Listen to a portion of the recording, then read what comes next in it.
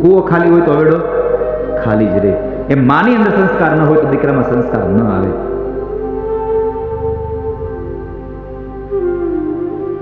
એટલા માટે દીકરો કેવો બનાવવો એ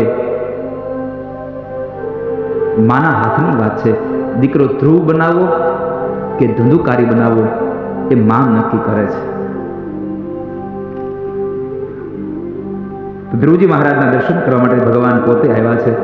કારણ ભગવાન એમ કહે છે કે હું ભક્તોને દર્શન દેવા નથી જતો, હું ભક્તોના દર્શન કરવા જાઉં છું. મારો ભક્ત શું કરે છે એના દર્શન કરવા માટે હું સ્વયં જાઉં છું. અને સમય ભગવાન આવ્યા. ભગવાન આવીને ઉભા રહ્યા. હૃદય કમળમાં પેલા પ્રથમ એને બંધ આંખોમાં દર્શન આપ્યા. રૂપ અંતર ધ્યાન થયું, અંતર ધ્યાન થયેલું રૂપ આ બાજુ. ધ્રુવજી મહારાજ ખૂબ મુંજાયા. ક્યાં ગયા ભગવાન, ક્યાં ગયા, ક્યાં ગયા ભગવાન, ક્યાં ગયા? અને આંખો ખોલી. આંખો ખુલતાની સાથે જે રૂપ બંધ આંખમાં દેખાણું હતું એ જ રૂપ સામે દેખાણું. અને એ સમયે ભગવાનની પ્રાર્થના કરવા જાય. ભગવાનની પ્રાર્થના કરવા જાય પણ બાળક બોલી ન શક્યો. એટલે ભગવાનને થયું કે બાળક કંઈ બોલવા માંગે છે. અને ભગવાને શું કર્યું? પોતાના હાથમાં રહેલો જે શંખ છે એ શંખ ભગવાને ધ્રુવજીના ગાલમાં અડાડ્યો. ધ્રુવના ગાલમાં શંખ અડાડ્યો અને વિદ્યાનું પ્રગટ થયું છે. કારણ કે શંખ એ વિદ્યાનું પ્રતીક છે. એટલે ગાલમાં જે શંખ અડાડ્યો અને જાણે વેદનો જ્ઞાતા બ્રાહ્મણ ભગવાનની સ્તુતિ કરતો હોય એમ ભગવાનની સ્તુતિ કરે છે ધ્રુવ. યોંતઃ પ્રવિશ્ય મમ વાચમિમાં પ્રસૂતા સંજીવયત્યખિલ શક્તિધર સ્વધામ્ના અન્યાશ્ચ હસ્તચરણ શ્રવણત્વગાદીન પ્રાણાનમો ભગવતે પુરુષાય તુભ્યં. પ્રાણાનમો ભગવતે પુરુષાય તુભ્યં. પ્રભુ આ સ્તુતિ તો આપણે બધાને કરવી જોઈએ. રોજના માટે આ શ્લોક આપણે ગાવો જોઈએ ભગવાન પાસે. યોંતઃ પ્રવિશ્ય મમ વાચમિમાં પ્રસૂતા. હે પ્રભુ, તમે મારી અંદર સુતેલી જે વાણી રૂપી શક્તિ છે એને તમે જાગૃત કરો છો. તમારી ઈચ્છા થાય એટલે હું બોલી શકું છું. તમારી ઈચ્છાથી હું ચાલી શકું. તમારી ઈચ્છાથી હું જમી શકું છું. તમારી ઈચ્છાથી હું બોલી શકું. તમારી ઈચ્છાથી હું સાંભળી શકું. તમારી ઈચ્છાથી હું જોઈ શકું. મારા જીવનની એક એક ક્રિયાઓ એ માત્ર તમારી કૃપા છે. એટલે હું તમને પ્રાર્થના કરું છું. પ્રણામ ભગવતે પુરુષાય તુભ્યં. પ્રાણાન. આપણી માનતાઓ એવી જોઈએ, હે ભગવાન મારી ભેંસ ચડી જાય ને તો એક ડબ્બો તેલ ચડાવે. હનુમાનજીને આવી આપણે પ્રાર્થના કરી, મારી ભેંસ જડી જાય તો એક ડબ્બો તેલ ચડાવે. હવે 1500 રૂપિયાના ડબ્બામાં 50,000ની ભેંસ ગોતવા હનુમાનજી નીકળવાનું. આપણાથી ચાવીનો જુડો મુકાઈ જાય, એકાદું ઘરેણું ક્યાંક મુકાઈ જાય એટલે શું ભગવાનને પ્રાર્થના કરી? હે માતાજી, આ મારી ચાવી જડી જાય ને તો 2 દીવા કરે. 2 દીવામાં માતાજી આખા ઘરમાં આટા મારી છે. અને તોય વળી પાછું એમાં એક શબ્દ બહુ મોટો હોય, જડી જાહે તો 2 દીવા કરે, ન જડે તો તમે દીવાની રાહ જોતા. અને આપણે નોય કરીએ એમાં મિલ મેક નહીં કે તમે ક્યાં મારું કામ કર્યું હું કરું. તમે મારું કામ કર્યું હું કરું તમારું કામ.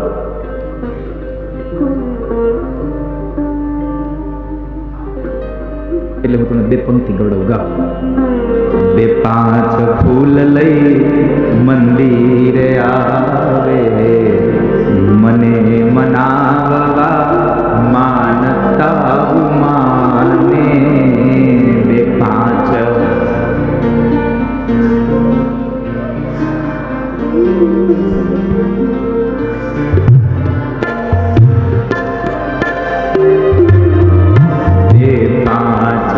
ફૂલ લઈ મંદિરે આવે,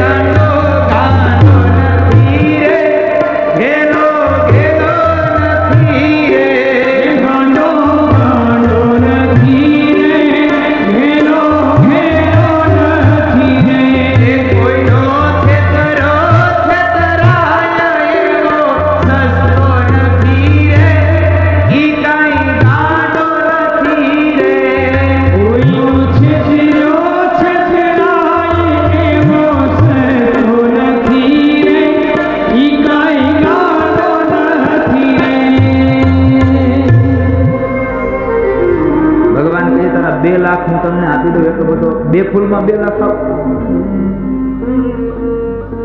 2 લાખનો કેવડો બગીચો આવે. રોજ એમાં જ આટા માર્યા કરું.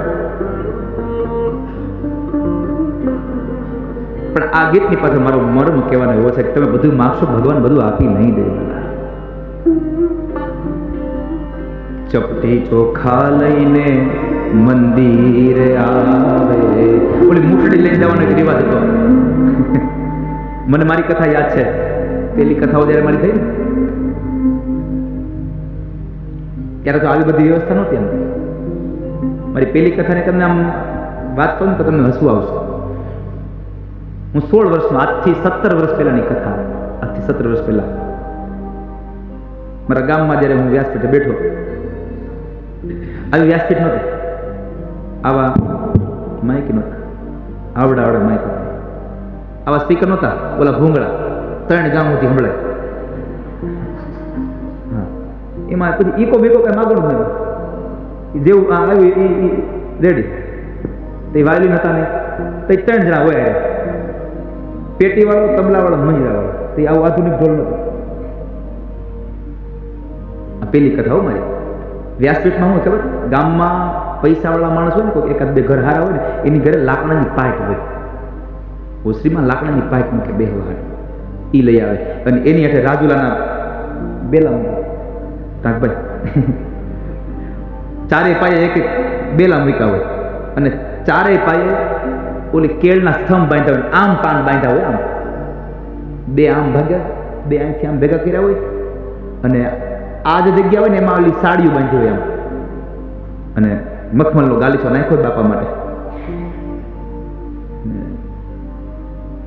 અને હું તો પેલી જ કથા બેઠો હતો, તો ચારે બધું એટલું ઢાકેલું હતું, હું તો દેખાતો જ નહોતો. હું તમને ક્યારેક ફોટો મોકલીશ, મને યાદ કરાવજો, તમે ફોટો મોકલી તમને જોજો. એ કથાનો ફોટો છે મારી પાસે. તો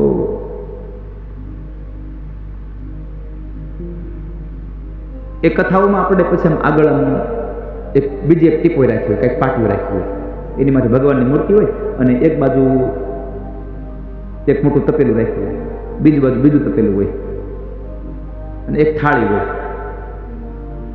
એક તપેલામાં ઘઉં હોય, એક તો તપેલામાં ચોખા હોય. આવું બધું બેનો મળી મૂઠડી લઈને આવે. અને ગામડામાં તો લાજ કાઢવાનો રિવાજ, એટલે લાજ કાઢીને મૂઠડી આમ આમ હંગરીને લાવે, કોઈ ખબર ન પડે ને કેટલું લઈને જાય છે. ચકલીને પેટ માંડ ભરાય ને આમ બધું લઈને જાય. પછી લાજ તો ખોલવાનું હોય, એ એમને નાખે. ઘઉં ને બાજરો ને ચોખા ને થાય બધું ભેગું. કે દાદા ઘેર બધા નવરાજ છે, હા એને ક્યાં વાડીએ જવું છે.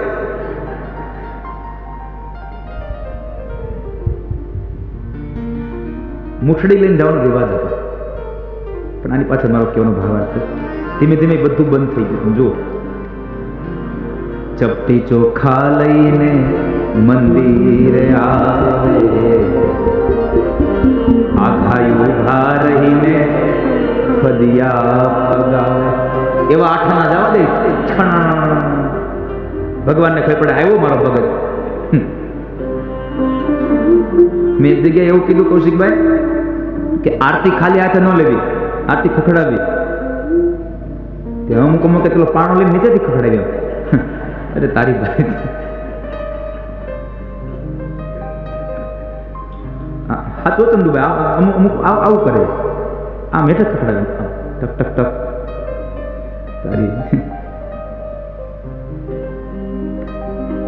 અને હજી અમારે રાજનને મોકલું કથા કરવા. કોઈક દીક મને કોઈ કહે દાદા સત્યની કથા, હું રાજનને મોકલું, જા બેટા કથા કરીએ. આવીને પેલા વહેલા હારા સમાચાર આપે મને. હું આપતો શક્યો તો તમે આમ આમ આમ ગેસ કરો, વિચારો હું આપતો છું હારા. અંદાજે તમારા અંદાજે શું છે રાજુભાઈ? હું સમાચાર હારા? ના, થાળી ભરીને આવી. કૌશિકભાઈ તમને કઈ આમ આમ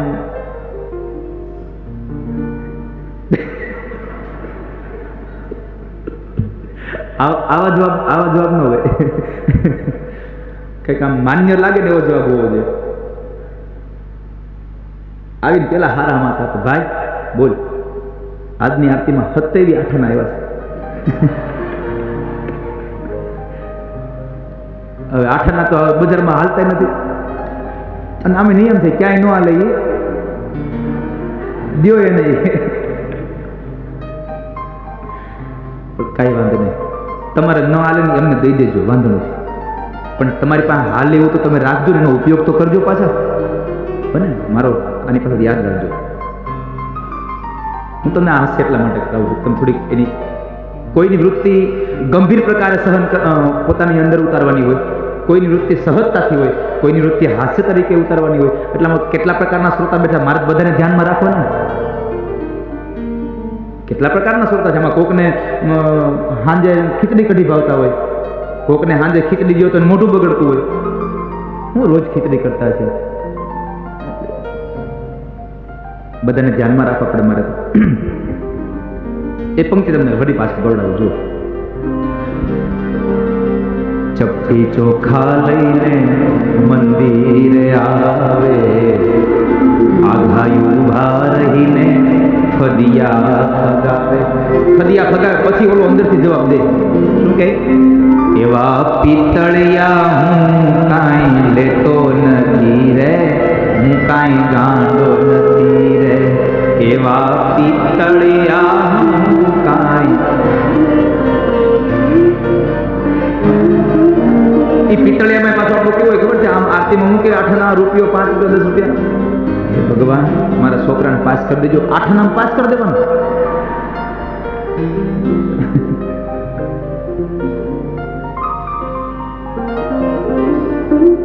અને તોય આપણે ભોળી પ્રજાને ભગવાનને કેવા જોવા દઈએ. મારા તે નામનું ફિલ્મ બનાવે, ભોળા લોકોને જોવા ભરમાવે. એના નામનું ફિલ્મ બનાવે, 3 કલાક અંધારામાં દેખાડે કે અહીં ભગવાન, અહીં ભગવાન. ભગવાન કે એમ મળી જાવ 3 કલાકમાં. એવી 5ની ટિકિટમાં દેખાતો નથી રે, હું કાંઈ ગાંડો નથી રે. એવા 5 રૂપિયાની ટિકિટમાં તમે મને જોવા જાઓ તો હું કાંઈ તમને દેખાઈ ન જાઓ. તમારે મને 5 રૂપિયામાં જોવું હોય ને તો કોઈ ગરીબના ઝૂંપડે જઈને કોકને પાર્લીનું એક પડીકું ખવડાવી દો તો તમને મારા દર્શન થાય, એમનું દર્શન ન થાય. કોઈકની ભૂખને તમે શાંત કરો તો તમારી ઈચ્છાઓને સંપન્ન કરવું. બાકી તમારાથી છેતરાઈ જાઓ, તમે એવું માનશો જ ને કોઈથી ભગવાન હાવ છેતરાઈ જાય છે, ભોળો છે. ના, એની જેવો તો કોઈ તૈયાર જ નથી આ દુનિયામાં. જો કોઈ તૈયાર નથી. ભગવાને ધ્રુવજી મહારાજને 36,000 વર્ષનું રાજ્ય આપ્યું, સાથે બીજું વચન આપ્યું, તમારા મૃત્યુના સમયે તમને મારું વિમાન લેવા આવશે. ત્રીજું વચન આપ્યું, હું તમને અવિચલ પદ આપું છું અને સપ્તર્ષિઓ તમારી પરિક્રમા કરશે. ધ્રુવને અવિચલ પદ આપ્યું. ધ્રુવજી મહારાજ ઘરે આવ્યા, પોતાની અપર માને વંદન કર્યા, માતા સુનીતિને વંદન કર્યા. ત્યારબાદ ઉત્તાનપાદ અને સુનીતિ બેઉ તીર્થયાત્રામાં નીકળી ગયા. ધ્રુવજી મહારાજના લગ્ન શિશુકુમાર પ્રજાપતિની ભ્રમી નામની કન્યા સાથે થયા છે. એમના લગ્ન ભ્રમી સાથે થયા. એનું દિવ્ય દાંપત્ય જીવન ચાલ્યું, એને ત્યાં દીકરાઓ થયા.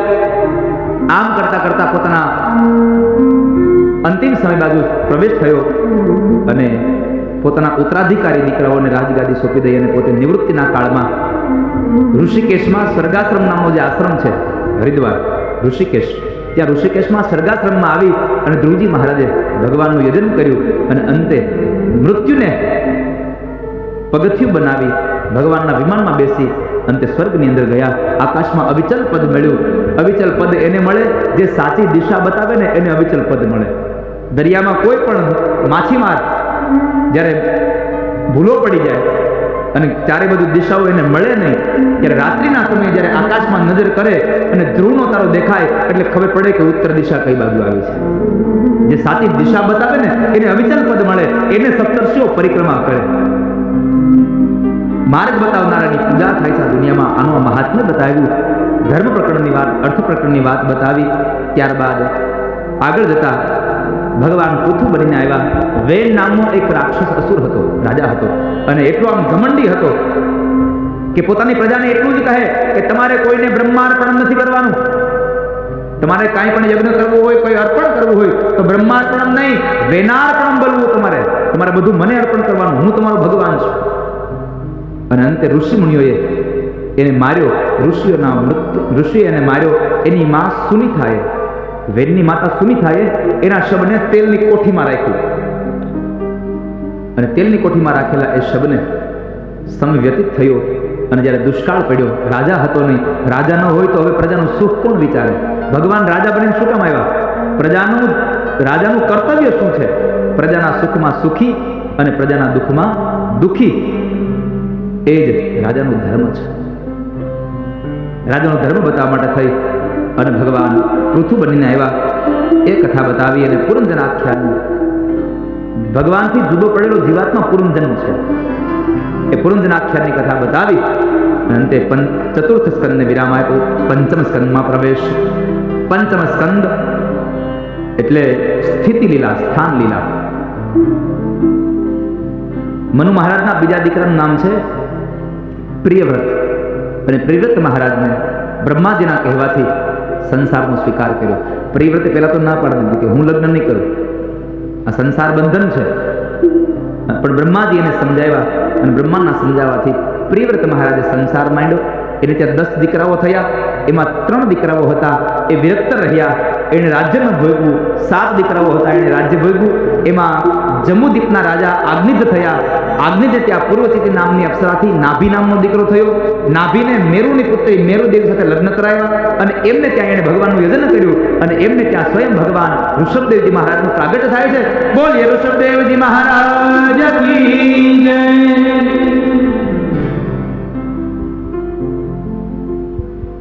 આપણા માટે હિન્દુનો 8મો આ અવતાર અને જૈન તીર્થકરોનો સૌથી પહેલો આ તીર્થકર જૈનમાં ઋષભદેવજી મહારાજ. જેટલા જૈન લોકો છે ને એ બધા જ ભગવાન ઋષભદેવને માને છે. પેલું તીર્થકર, એના 24 તીર્થકરો છે જૈનના, પણ પેલું તીર્થકર ભગવાન ઋષભદેવજી મહારાજ છે. ઋષભદેવજી મહારાજનું પ્રાગટ્ય શું કામ થયું? ત્યાગની વાત બતાવી, એક મુનિની વાત બતાવી.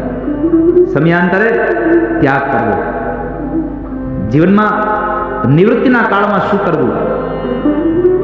એવા મહામુનિ પોતાના ઉત્તરાધિકારી દીકરાઓને રાજગાદી સોંપી દઈ અને પોતે ભગવાનના ભજન માટે નીકળી ગયા. અવધૂતના વેશમાં જ્યારે નીકળ્યા છે તો સમાજના લોકો એને પૂજવા લાગ્યા. સમાજના લોકો જ્યારે પૂજવા લાગ્યા ત્યારે ઋષભદેવજી મહારાજને એમ થયું કે આ તો ખોટું થાય છે. આ લોકો મને પૂજવા લાગશે તો મને ભગવાનનું ભજન નહીં કરી શકું. ત્યાગનો મહિમા બતાવ્યો છે, હું ભગવાનને નહીં ભજી શકું. અને અંતે એમણે પછી એવું ચાલુ કર્યું કે જે જગ્યાએ બેઠા હોય એ જગ્યાએ પોતાના મળમૂત્રનો ત્યાગ કરે. એટલે લોકો એને પાગલ સમજી એનાથી દૂર ગયા અને આ બાજુ ઋષભદેવજી મહારાજ પોતાનું ભજન કરે છે. નિવૃત્તિના કાળમાં ભગવાનનું ભજન કરવું. આપણા 4 આશ્રમો છે. 4 આશ્રમો છે. આપણી 100 વર્ષની આવરદા છે. તો હવે આપણા ખોરાક એવા થઈ ગયા ને એટલે ધીમે ધીમે આપણી આવરદા ઓછી થઈ. બાકી ભગવાને આપણને 100 વર્ષની આવરદા આપી છે. મનુષ્યનું આયુષ્ય 100 વર્ષનું છે. 25 વર્ષના વિભાગ છે. એમાં 1 વર્ષથી 25 વર્ષ સરસ્વતી નદીના કિનારે રહેવાનું, બ્રહ્મચર્ય આશ્રમનું પાલન કરવાનું. પેલો આશ્રમ બ્રહ્મચર્ય આશ્રમ. જે 4 આશ્રમો છે એમાં પેલો આશ્રમ બ્રહ્મચર્ય આશ્રમ, સરસ્વતી નદીના કિનારે રહેવાનું. ત્યારબાદ બીજો આશ્રમ નર્મદાના કિનારે રહેવાનું, ગ્રહસ્થ આશ્રમ. 4 આશ્રમોમાં સૌથી ધન્યો ગ્રહસ્થ સૌથી મોટો ગ્રહસ્થ આશ્રમ હોય તો તે આશ્રમમાં ગ્રહસ્થી છે. નર્મદાના કિનારે રહી ભોગને ભોગવી લેવાના. ત્યારબાદ ત્રીજો આશ્રમ છે વાનપ્રસ્થ આશ્રમ. 26 વર્ષથી 50 વર્ષ ગ્રહસ્થી રહેવાનું. 51મા વર્ષમાં પ્રવેશ થાય એટલે વાનપ્રસ્થાશ્રમ આવી ગયો. વાનપ્રસ્થાશ્રમમાં યમુનાના કિનારે, યમુના એટલે ભક્તિ છે આધ્યાત્મિક અર્થમાં, ભક્તિના કિનારે રહેવાનું, ભક્તિ કરવાની ભગવાન. અને પછી એમ લાગે કે હવે મૃત્યુ નજીક આવી ગયું છે એટલે છેલ્લો આશ્રમ સંન્યાશ્રમ, ગંગા કિનારે સંન્યાસ લઈને બેસી જવાનું. દુનિયાને જે કરવું હોય તે કરે, આપણે કંઈ લેવા દેવા નહીં. સંન્યાસ આશ્રમમાં એટલે એવું જરૂર નથી તમે ઘર મૂકી અને વૈયા જાઓ ગંગા કિનારે તો જ ના. ઘરમાં રહીને પણ તમે ઘરને ન ભોગવો, ઘરને ન સાચવો, વ્યવહારને મૂકી દો, એ તમારો સંન્યાસ છે. પણ હવે એ તો કેમ થાય?